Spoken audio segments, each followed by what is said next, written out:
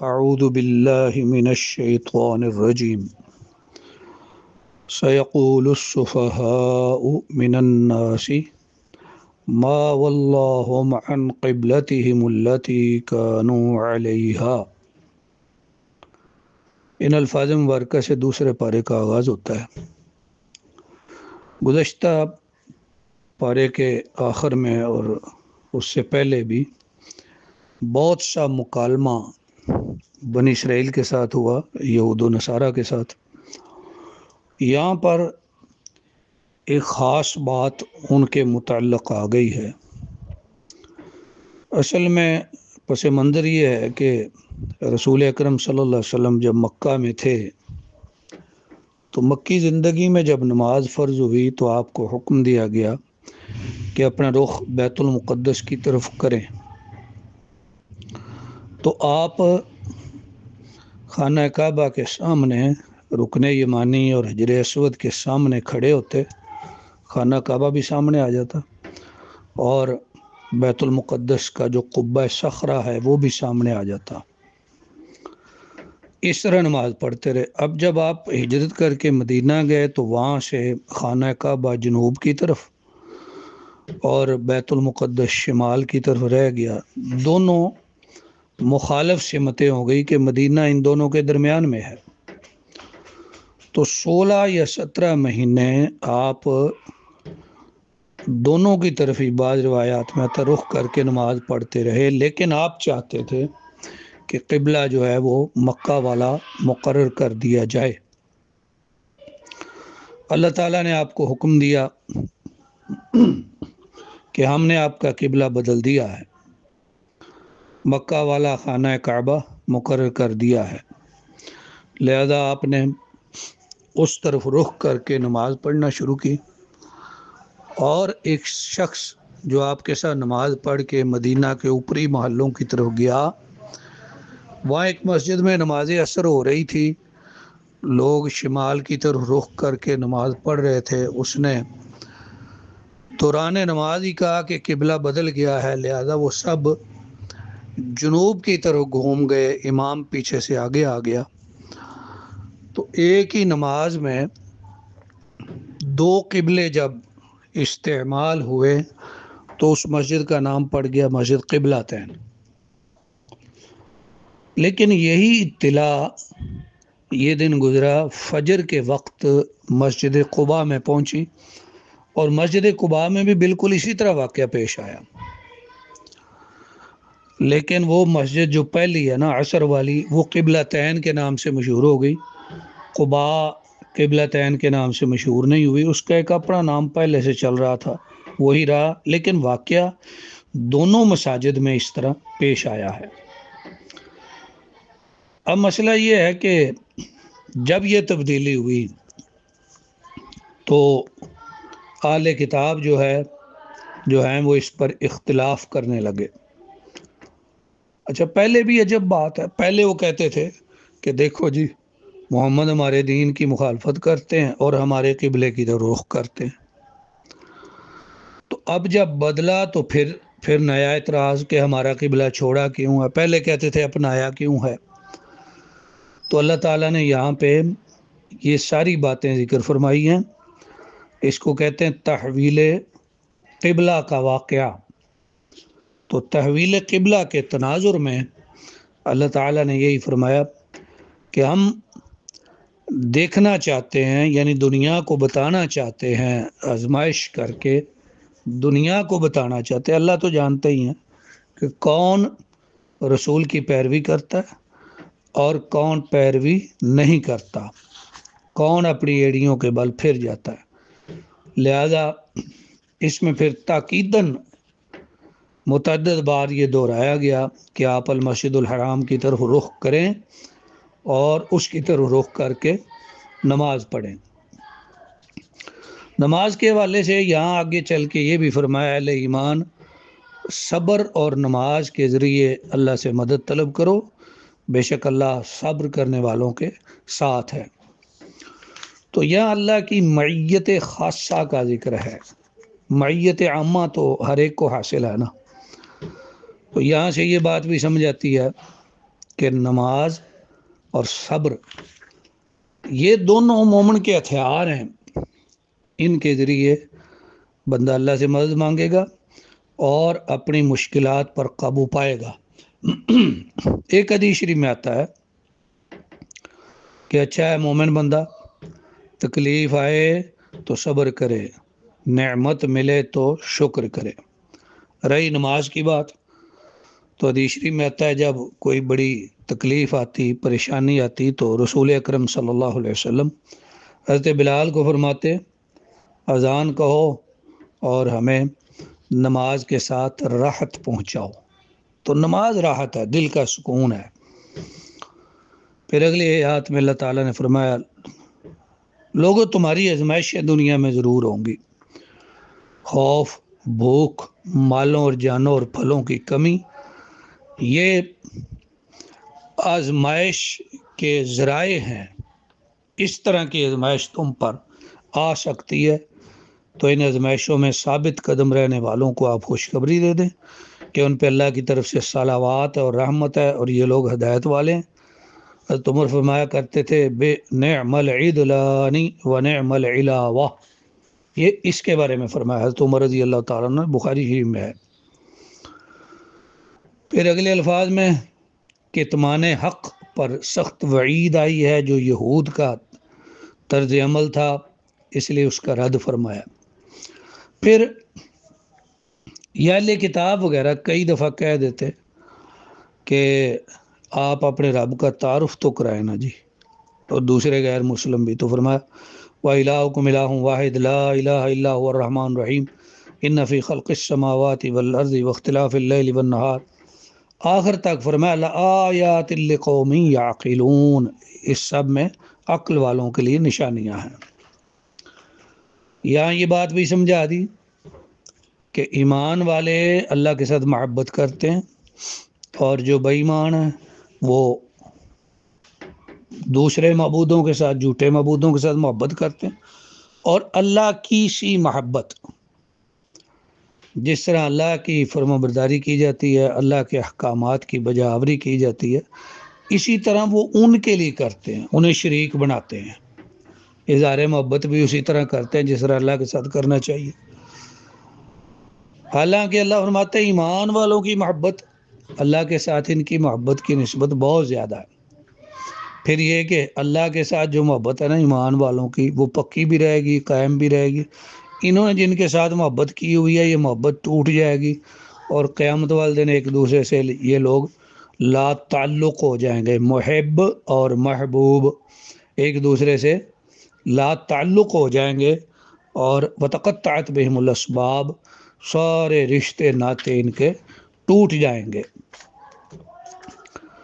پھر اگلی آیات میں فرمایا کہ یہ نیکی نہیں کہ تم اپنے چہروں کو مشرق یا مغرب کی طرف پھیرتے ہو، مطلب قبلہ کسی کا کوئی بھی ہو جائے، مشرق کی طرف ہو مغرب کی طرف ہو، صرف یہ نیکی نہیں ہے کہ آپ اہل کتاب لوگ اسی کو اٹھائے پھر رہے ہیں، اعتراض بنا رہے ہیں بار بار۔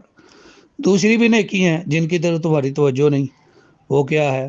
وَلَٰكِنَّ الْبِرَّ مَنْ آمَنَ بِاللَّهِ وَالْيَوْمِ الْآخِرِ وَالْمَلَائِكَةِ وَالْكِتَابِ وَالنَّبِيِّينَ، اللہ پر، روز آخرت پر، فرشتوں پر، کتابوں پر، نبیوں پر ایمان، قریبیوں، یتیموں، مسکینوں پر خرچ، غلام آزاد کرنا، نماز قائم کرنا، زکوٰۃ ادا کرنا، وعدہ وفائی، تنگی تکلیف میں صبر، یہ ساری جو نیکی کی قسمیں پہلو ہیں ان کو تم فراموش کیے ہوئے ہو، اور صرف تحویل قبلہ پہ تم بار بار اعتراض اٹھا رہے ہو۔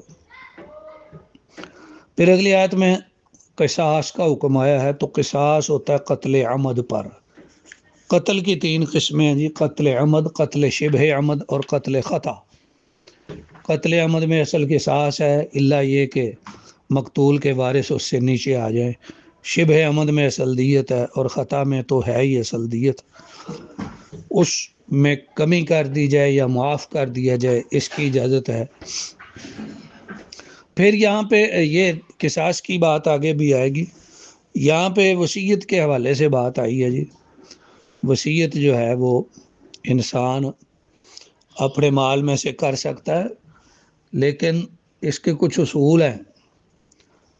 ایک اصول یہ ہے کہ وصیت وارث کے حق میں نہ ہو. وارث ہوا ہے جس کا شریعت نے حصہ لکھ دیا، اس کے لیے مال بڑھانے یا کم کرنے دونوں طرح کی وصیت نہیں ہو سکتی. اور دوسرا، وصیت جو ہے کل مال کی 1/3 سے زیادہ نہیں ہو سکتی. اور پہلے انسان کے مال میں سے کفن دفن کا خرچہ پورا کیا جائے گا، پھر قرضہ ادا کیا جائے گا، پھر وصیت، اس کے بعد تقسیم وراثت ہے. ترتیب یہ ہونی چاہیے. کچھ بات اس حوالے سے سورۃ النساء میں آتی ہے. یہاں اگلی آیات میں روزے کا حکم آیا. روزے کی فرضیت فرمایا جیسے پہلے لوگوں پہ فرض کیا گیا تھا. تو علامہ ابن کثیر نے مسند احمد سے روایت نقل کی ہے کہ تمام انبیاء یا بیشتر انبیاء کرام کے صحف، صحیفے، کتابیں اسی ماہ مبارک میں نازل ہوئے، رمضان میں. اور قرآن نے کہا کہ رمضان وہ مہینہ ہے جس میں قرآن اتارا گیا. تو رمضان اور روزے کے یہاں پہ احکام آئے ہوئے ہیں.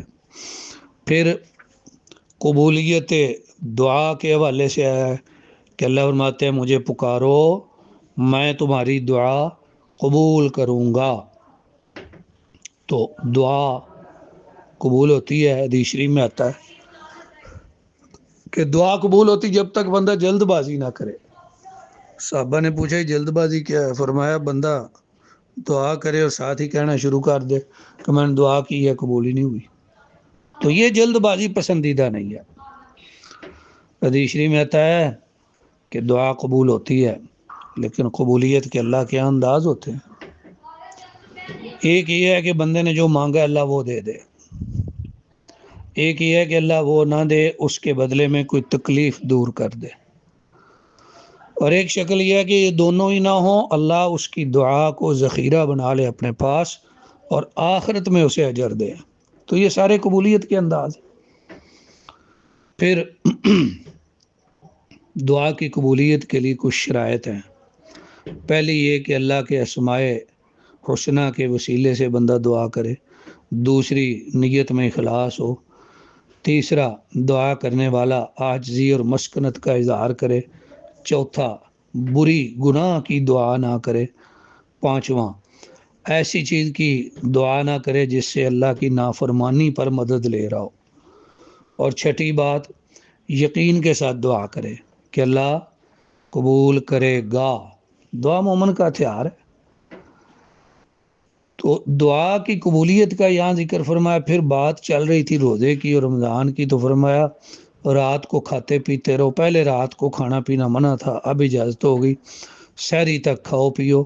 حتیٰ کہ اگر کوئی اپنے روزے کو لمبا کرتا ہے جس کو وصال کہتے ہیں تو سحری تک کر سکتا ہے، اس سے زیادہ نہیں. سحری کھانا ضروری ہے. تو رات کو کھائیں پئیں، اور میاں بیوی کے تعلقات کی بھی اجازت ہے، پہلے منع تھا. اللہ نے فرمایا اللہ کو پتہ چل گیا کہ تم خیانت کرتے ہو تو اس کی اجازت دے دی. رمضان کی راتوں میں بیوی سے ملنا، کھانا پینا جائز ہے. اور مزید یہاں سے یہ باتیں سمجھ آتی، افطار میں جلدی کرنا سنت ہے. صوم وصال یعنی روزے کو آگے جوڑ دینا، لیکن سحری تک، اس سے آگے جائز نہیں. اور اعتکاف کے اندر بیوی سے ملنا جماع کے شکل میں منع ہے، حرام ہے. ویسے بیوی آ سکتی، ملاقات کر سکتی ہے. اعتکاف مسجد میں ہوگا، اور اعتکاف میں روزہ بھی رکھنا چاہیے. روزہ دار حالت جنابت میں صبح کرے تو روزہ رکھ سکتا ہے، لیکن غسل ضروری ہے نماز کے لیے. تو اس طرح یہاں پہ کچھ باتیں جی روزے کی تکمیل کے حوالے سے آ گئی. اچھا، یہاں ایک بات یہ بھی آئی، قرآن کہتا ہے کھاتے پیتے رہو تاکہ سفید دھاگا سیاہ دھاگے سے واضح ہو جائے. تو ایک صحابی نے نا اپنے سرانے پر تکیے پہ دونوں دھاگے رکھ لیے اور عرض کی یا رسول اللہ میں نے تکیے پہ دونوں دھاگے رکھے تو مجھے سمجھ ہی نہیں آئی. فرمایا تیرا تکیہ تو بہت بڑا ہے جس پہ 2 دھاگے آ گئے ہیں، اس سے مراد آسمان پہ پھیلی ہوئی سیاہی اور سفیدی ہے. تمہارا تکیہ اتنا بڑا ہے کہ اس پہ یہ آ گئے. پھر فرمایا نہیں، اس سے مراد آسمان کی سیاہی اور سفیدی. تو اس سے آپ اندازہ لگائیں کہ قرآن کے کئی مقام ایسے ہیں باوجود کہ جن پہ قرآن اترا صحابہ کرام عربی تھے، لیکن رسول اکرم کے سمجھائے بغیر وہ مقام سمجھ نہیں آتے۔ تو یہاں سے آپ اندازہ لگا لیں کہ اتباع سنت کی اور حدیث شریف جو قرآن کی تشریح ہے، بیان قرآن ہے، اس کی کتنی اہمیت ہے۔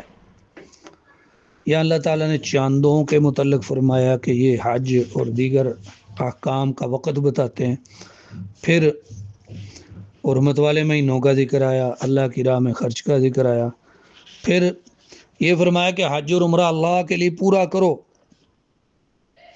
بعض نے اس کا یہ معنی سمجھا کہ حج قران کرو، دونوں ملا کے پورے کرو، لہذا تمتع نہیں ہو سکتا، الگ الگ نہیں ہو، یہ بات ٹھیک نہیں ہے۔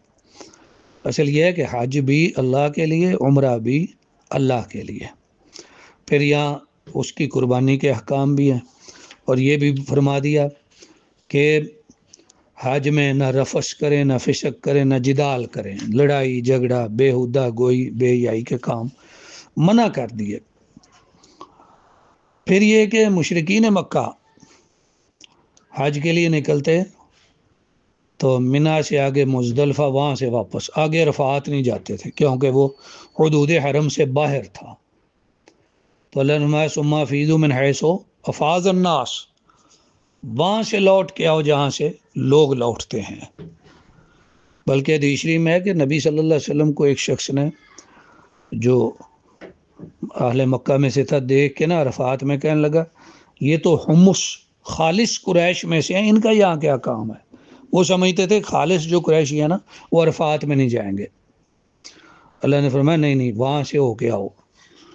پھر حج کی خاص دعا، اور یہی عمرہ میں بھی کریں، ربنا آتنا فی الدنیا حسنہ وفی الآخرۃ حسنہ وقنا عذاب النار۔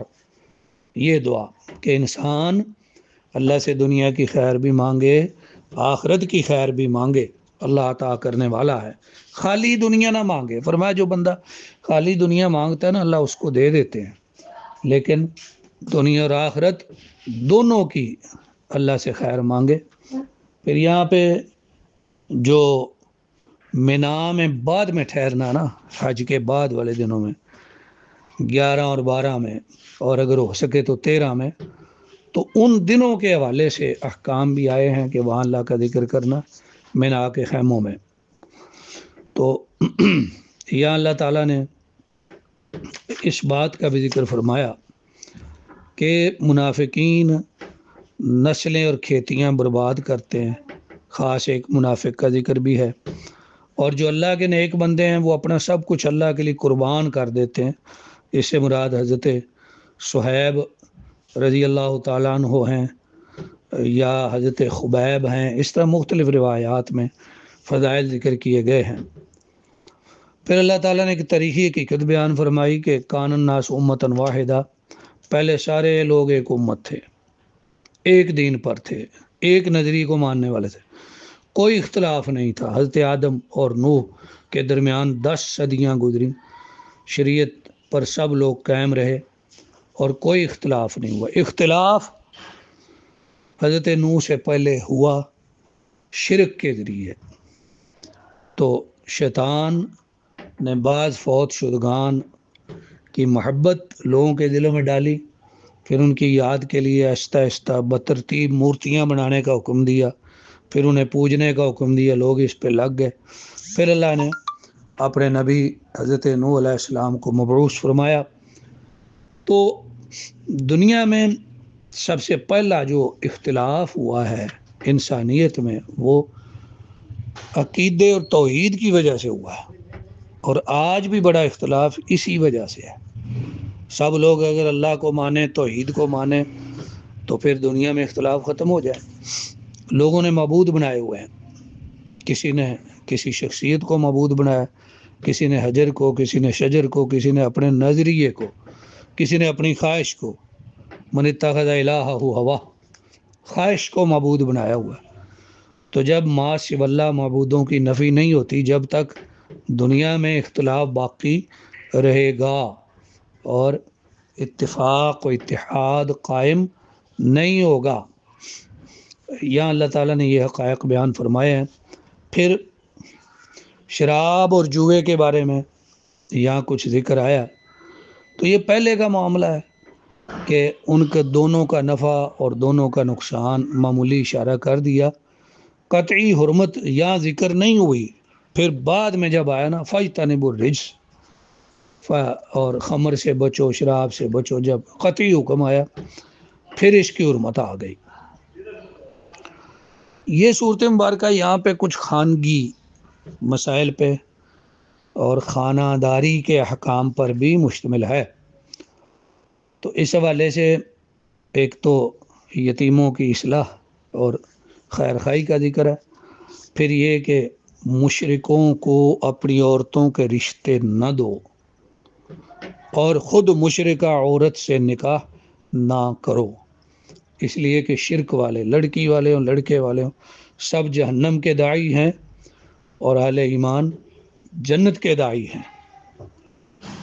تو میاں بیوی کا جو رشتہ ہے وہ ساری عمر چونکہ چلتا ہے، تو وہ نظریہ ایک دوسرے پہ اثر کرتا ہے، پھر ان کی اولاد پہ بھی کرتا ہے، اس لیے شرک والوں سے رشتہ ناتا جوڑنا ہر طرح منع کر دیا۔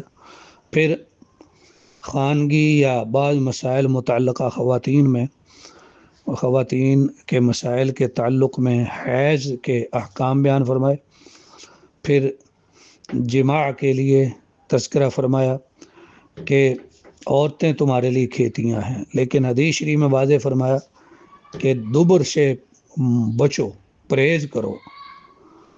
پھر اس درمیان ایک معمولی سا تذکرہ قسموں کا آیا ہے، تو مفسرین فرماتے ہیں ہر بات پہ قسم نہیں کھانی چاہیے، منع ہے بار بار قسم کھانا بلا وجہ۔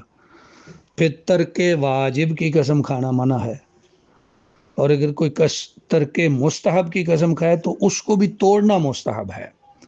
ترک حرام کی قسم کھائے تو یہ ٹھیک ہے، اگر حرام کے ارتکاب کی قسم کھائے تو وہ بھی توڑیں۔ تو انسان کی زبان پہ ویسے اگر قسم کے لفظ جاری ہو جائیں تو اس میں کوئی حرج نہیں ہوتا۔ فضول قسموں میں یہ ہے کہ بعض لوگ قسم کھاتے میں آج اپنی بیوی سے جماع نہیں کروں گا، یا اتنے دن اتنے مہینے، تو اللہ نے فرمایا یہ غلط ہے، اور پھر اس کو آگے چل کے ایک مستقل حکم شرع کی شکل دے دی جس کا نام رکھا ایلا، اور ایلا میں قسم کھانے پر زیادہ سے زیادہ مدت رکھ دی گئی 4 مہینے۔ جب 4 مہینے پورے ہو جائیں تو مرد کو کہا جائے گا یا بیوی کے ساتھ تعلق قائم کرو یا اس کو چھوڑو، اس سے زیادہ تم لٹکا نہیں سکتے۔ پھر اللہ تعالیٰ نے طلاق والیوں کی عدت بیان فرمائی ہے۔ عام جو طلاق والیاں ہیں، نارمل حالت والی، ان کی عدت ہے 3 قرء، یہ حیض کو بھی کہا جاتا ہے، طہر کو بھی کہا جاتا ہے، اور پھر فرمایا کہ طلاق رجعی 2 مرتبہ ہے، یعنی ایک دفعہ طلاق دے دیں عدت کے اندر رجوع کا حق ہے، دوسری دفعہ دے دیں تو پھر بھی عدت کے اندر رجوع کا حق ہے، تیسری دفعہ دیں تو پھر کوئی حق نہیں۔ اور رجعی والیوں میں اگر عدت ختم ہو جائے تو بعد میں نئے نکاح سے وہ دونوں میاں بیوی اکٹھے ہو سکتے ہیں، تیسری کے بعد اکٹھے ہونے کی فوری شکل کوئی نہیں۔ اب یہاں یہ 2 مرتبہ طلاق کے ذکر کے بعد اگلی آیت میں فرمایا اگر بندہ طلاق دے دے، اس سے مراد ہے تیسری، تو پھر عورت اس کے لیے حلال نہ رہے گی حتیٰ کہ کسی اور سے نکاح کرے۔ پھر وہ اگر اپنی مرضی سے طلاق دے دے اور عدت ختم ہو جائے تو پھر یہ پہلے والے میاں بیوی آپس میں نیا نکاح کر سکتے ہیں۔ فلا تحل لہ سے بعض لوگوں نے مروجہ حلالہ نکالا ہے، مروجہ حلالہ، حالانکہ قرآن کے الفاظ اس کی تائید نہیں کر رہے۔ مروجہ حلالہ کی مروجہ حلالہ میں کیا ہے کہ 3 طلاقیں نافذ کر دی جاتی ہیں ایک ہی وقت میں، تو صحیح حدیث میں تو یہ ہے کہ 3 سے زیادہ بھی دے تو وہ ایک ہی شمار ہوگی، جب پہلی دفعہ دی ہے یا دوسری دفعہ دی ہے شمار ایک ہوگی اور رجعی ہوگی۔ لہذا 3 طلاقوں کو تیسری بنانا یہ بالکل غلط بات ہے۔ 3 اور چیزیں اور وہ الگ الگ ہوتی ہیں، تیسری بنانا غلط ہے۔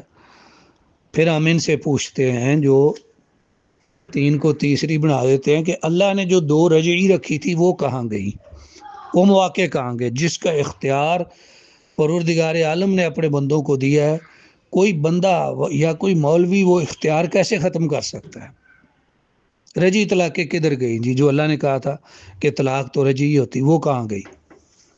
پہلی دفعہ کسی بندے نے طلاق دی ہے تو بعض مولوی اس کو تیسری والے احکام بیان کر دیتے ہیں، حالانکہ دی اس نے پہلی دفعہ، تیسری اس نے دی نہیں۔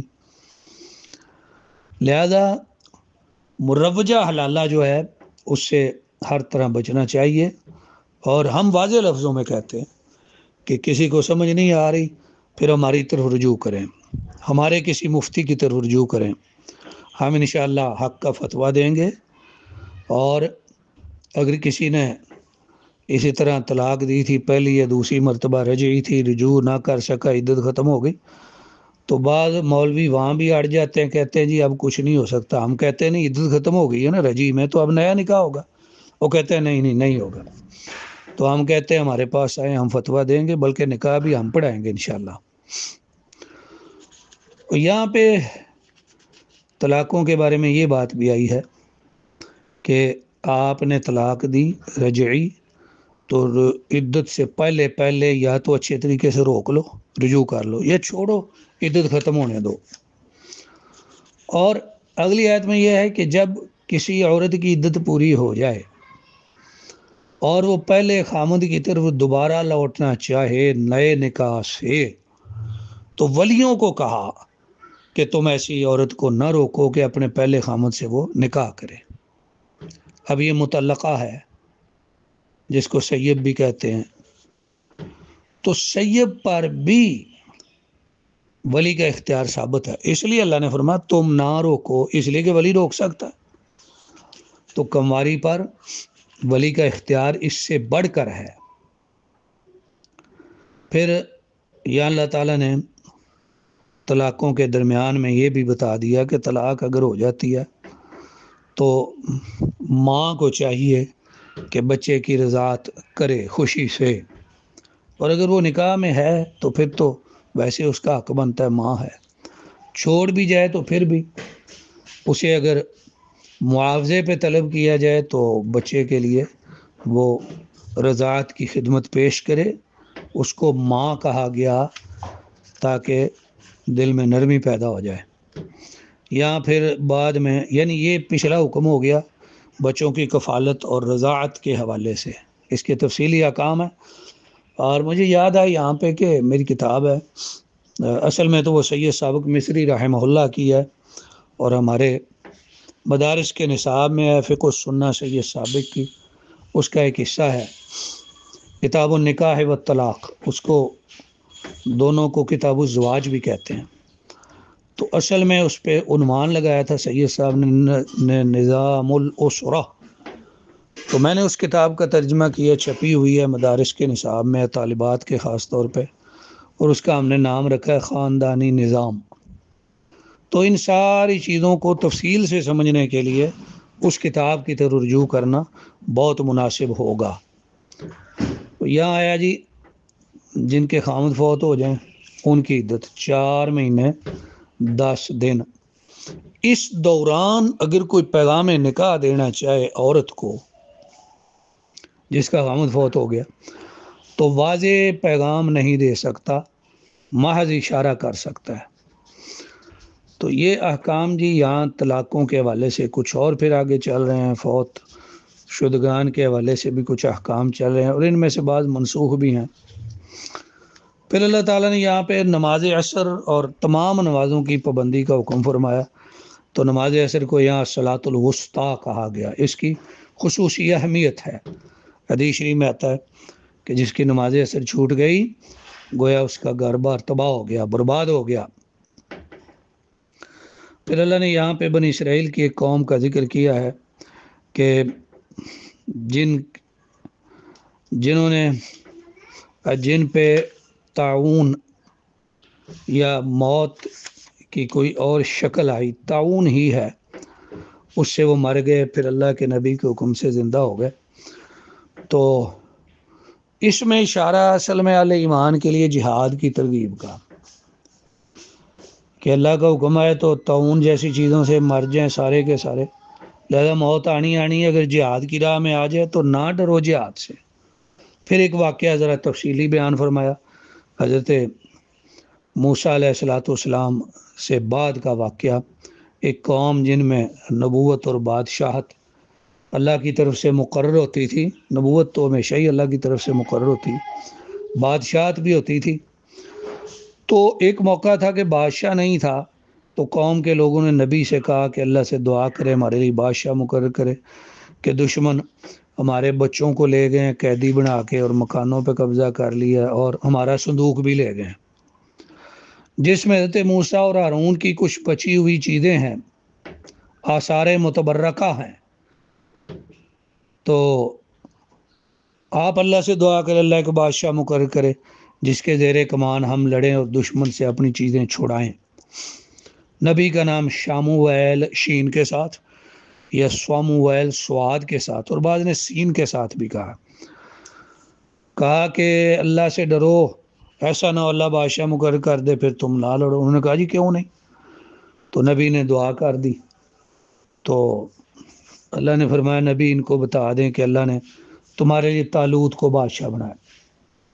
کہنے لگے جی وہ کیسے بادشاہ ہو سکتا ہے، وہ تو غریب آدمی ہے، وہ سکا تھا، پانی پلانے والا یا موچی تھا، وہ کیسے بادشاہ ہو سکتا ہے؟ یعنی انہوں نے اللہ کی طرف سے بھی بادشاہت کا معیار مال و دولت سمجھا۔ تو اللہ کے نبی نے فرمایا نہیں، اللہ نے اسے علم اور جسم عطا کیا ہے، یہ دو چیزیں جس کی مضبوط ہوں تو خدائی فیصلہ یہ ہے کہ وہ حکومت اور سرداری کا زیادہ حقدار ہے۔ انہوں نے کہا جی نہیں، ہمیں کوئی نشانی بتائیں۔ فرمایا نشانی یہ ہے کہ وہ صندوق آ جائے گا۔ تو پھر صندوق آ گیا، اللہ کے فرشتے اٹھا کے لائے اور آگے دو بیلوں کی پشت پہ رکھ دیا۔ پھر فرمایا چلو اب نشانی پوری ہو گئی، اب اس بادشاہ کے زیر کمان لڑو۔ مخالفوں کے بادشاہ کا نام تھا جالوت۔ تو جناب طالوت لشکر لے کے نکلے، تو بعد میں لشکر میں ایک نوجوان پہنچا جس کے والد صاحب پہلے اسے چھوڑ گئے تھے، باقی بچوں کو لے گئے تھے۔ وہ جو بعد میں پہنچا نا اس کا نام تھا داود۔ تو اللہ نے ان کے ہاتھ سے جالوت بادشاہ کو مروا دیا۔ یہی داود بعد میں نبی بھی بنے اور بادشاہ بھی بنے۔ تو اس جہاد کے سفر پہ روانہ ہونے کے لیے اللہ کے نبی نے فرمایا کہ آگے ایک نہر آ رہی ہے، پانی زیادہ نہیں پینا، پیاس لگی ہوگی تھوڑا سا پینا، اللہ تمہیں آزما رہا ہے۔ تو لاکھوں لوگ تھے، انہوں نے پانی پی لیا، ادھر ہی ڈھیر ہو گئے۔ 313 بندے جنہوں نے معمولی چلو بھر پیا تو وہ ڈھیر نہ ہوئے بلکہ آگے نکلنے پہ قادر ہوئے اور دشمن کے بہت بڑے لشکر کو انہوں نے شکست دے دی۔ تو یہاں پہ ان کا اللہ تعالیٰ نے قول ذکر کیا کہ کتنی ہی چھوٹی جماعتیں بڑی جماعتوں پہ غالب آ گئیں اللہ کے حکم سے۔ یعنی فتح و کامرانی کی بنیاد اللہ کا حکم ہے، کثرت عدد یا عدد نہیں ہے۔ اس پارے کی آخری آیت میں اللہ نے فرمایا تلک آیات اللہ نتلوها علیک بالحق وانک لمن المرسلین، یہ جو آیات ہے نا ہم آپ کو حق کے ساتھ پڑھ کے سنا رہے ہیں، بلا شبہ آپ اللہ کے سچے رسول ہیں۔ تو رسول اکرم صلی اللہ علیہ وسلم کو تسلی و تشفی دی گئی کہ اہل کتاب اگر آپ کو نہ بھی مانیں آپ پریشان نہ ہوں، اللہ گواہی دیتا ہے کہ آپ اللہ کے سچے رسول ہیں۔ تو ان الفاظ مبارکہ کے ساتھ ہی دوسرے پارے کے مضامین کا بیان ختم ہوا۔